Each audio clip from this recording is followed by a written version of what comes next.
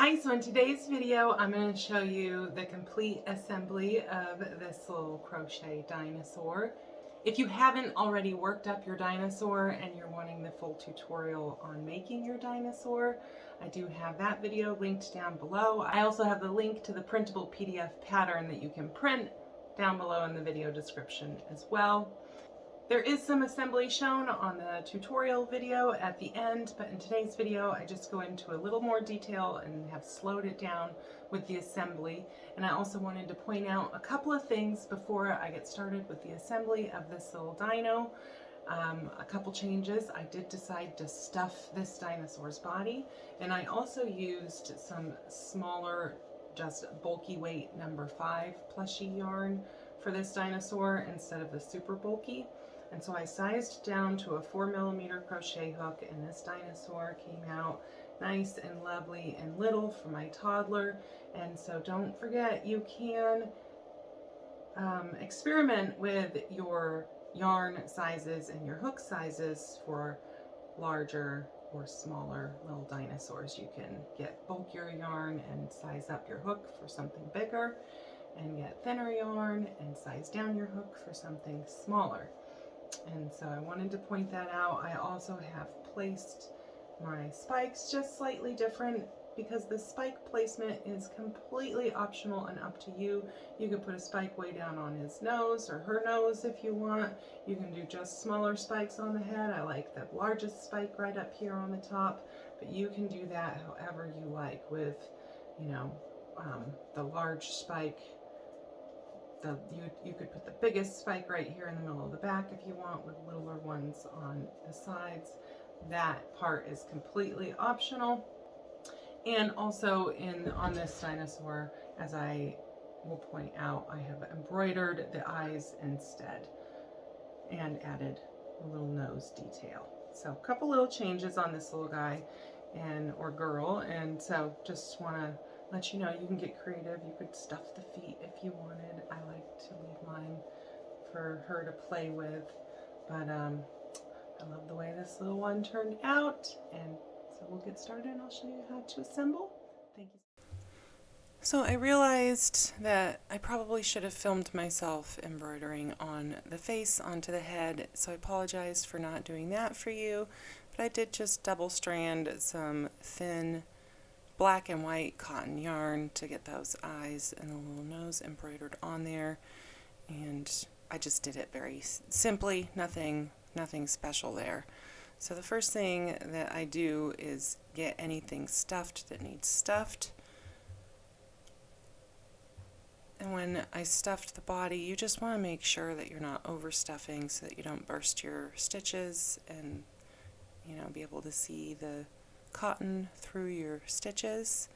If you're getting that very easily, then you're going to want to size down your hook and or make tighter stitches.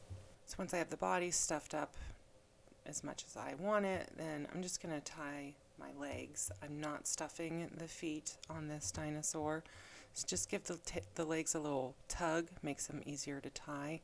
And you can see I take the foot and loop it over to the outside edge of the dinosaur to tie the knot, and then I do the other leg in the opposite direction so that it's also going toward the outside edge of the leg. That way the knots are facing the same direction.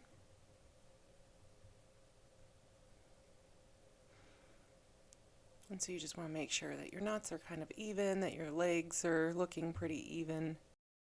And after getting the body stuffed, then I go ahead and get my tail stuffed. You just really want to make sure you're getting the cotton all the way to the tippy top end of the tail.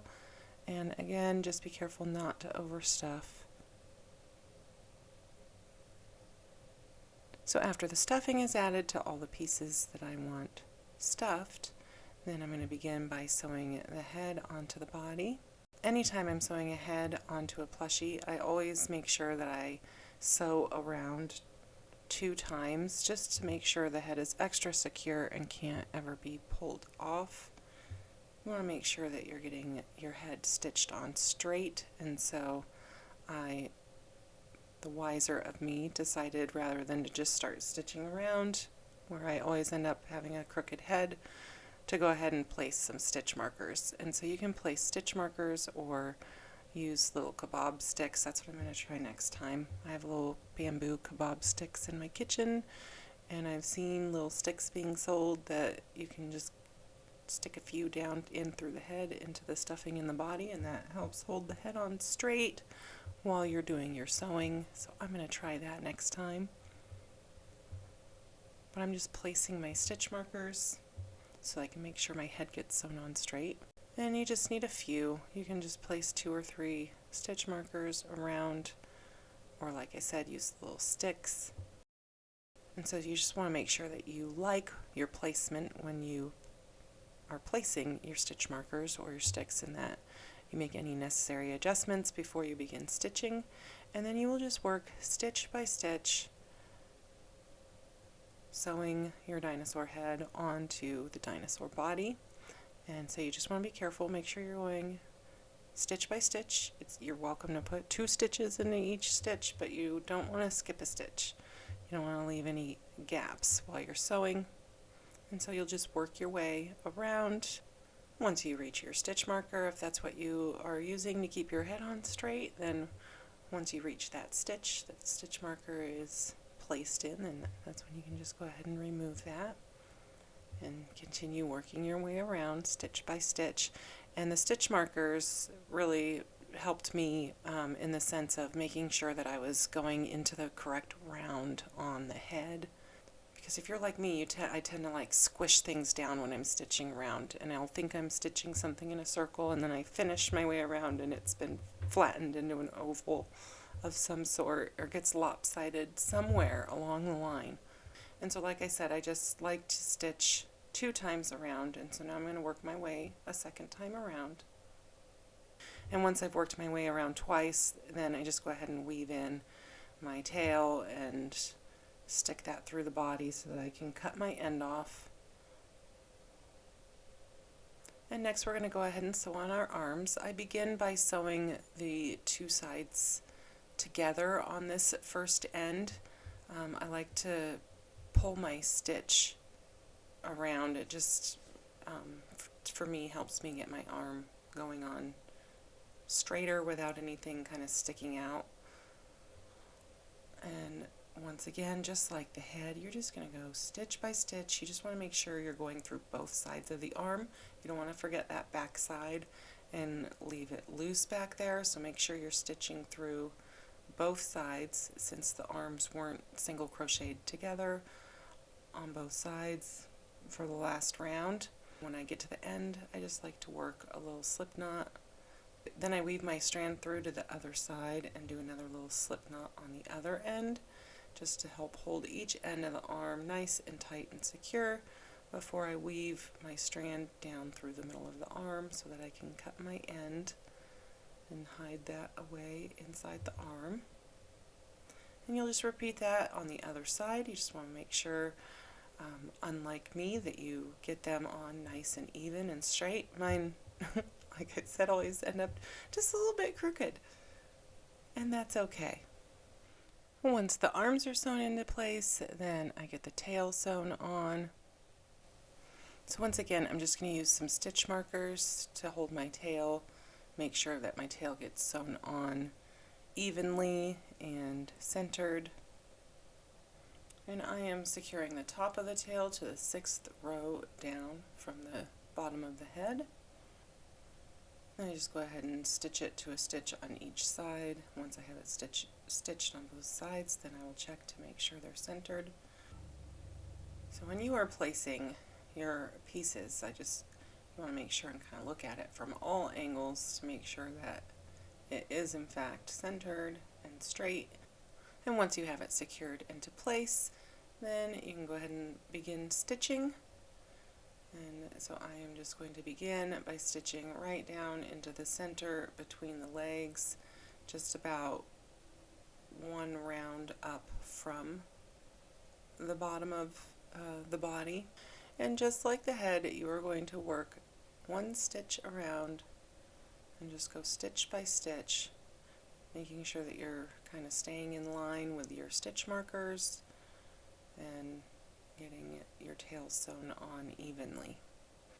I'm not using any kind of special sewing technique here, just making sure that I'm making it through each stitch. That's the only thing that's real important, so that you don't end up with gaps. And then once you reach your stitch marker, go ahead and remove that and continue to work your way around. So once I have worked all the way around, I like to work a little slip knot into the end before I tuck my end up through the tail and cut my end off. I think I'm just feeling around, making sure there's no places that I want to kind of double over first. Everything feels secure. So I'm going to go ahead and just weave this through and cut my end. So now that our dinosaur is put together, we're ready to place our spikes. And you have 7 spikes, and I recommend just going ahead and laying out your spikes into different positions, placing different sizes into different spots, and seeing how you like it best, because this is completely optional. You can place these in any kind of order you want, and you can even make all of your spikes the same size if you wanted to. So I begin by just arranging my spikes in different positions and seeing how I like it and figuring out where I want to place all of my spikes. And on all of your spikes, after weaving in that center tail, you can just use the tail itself as kind of stuffing for the spike. So once I know where all of my spikes are going to go, then I just begin to stitch them on one by one. You can always pin your spikes into place. Make sure that you're keeping them on straight as you stitch around so that you don't get your spikes all crooked. And once you get all of your spikes sewn into place, I like to make a little slip knot at the very end and just weave that end right up through the end of my spike. And once you have them all sewn on, then your dinosaur plushie is finished. Thank you so much for crocheting with me. I hope you subscribe. I'll see you next time.